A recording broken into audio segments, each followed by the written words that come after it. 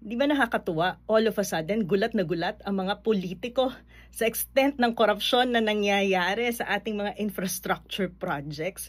Paano ba nangyari yung mga korupsyon na yan? Hindi ba dahil sa kuntsabahan ng mga politiko at ng mga contractors or ng private sector? Alam niyo, pagpasensyahan nyo na, pero mukhang hindi ako maniniwalang magkakaroon ng significant na difference itong mga pinagagawa nila. Even yung sinasabi ng Pangulong isumbong sa kanya. Hindi ba? Kasi yung mga korupsyon na yan, nangyari nga dahil sila-sila lang ang nag-uusap. Kaya nga ang sinasuggest ko sana, kung seryoso ang Pangulo, mag-create siya ng national level oversight na may participation ang civil society.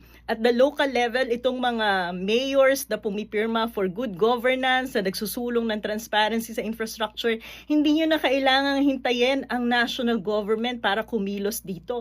Maaari kayong mag-create ng mga independent oversight committee at the local level na magche-check hindi lang do sa extent na korupsyon, kung hindi may plano ba?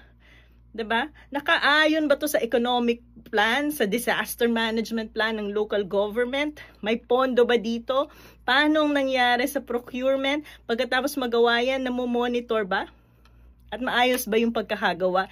Hindi na po kailangan maghintayan, hindi na kailangan ng show and tell. Ang kailangan ay mag-issue ng polisiya at the national level. Hindi kailangan ng hintayin ng Kongreso. Ang presidente maaaring mag-issue ng executive order, creating that an independent oversight.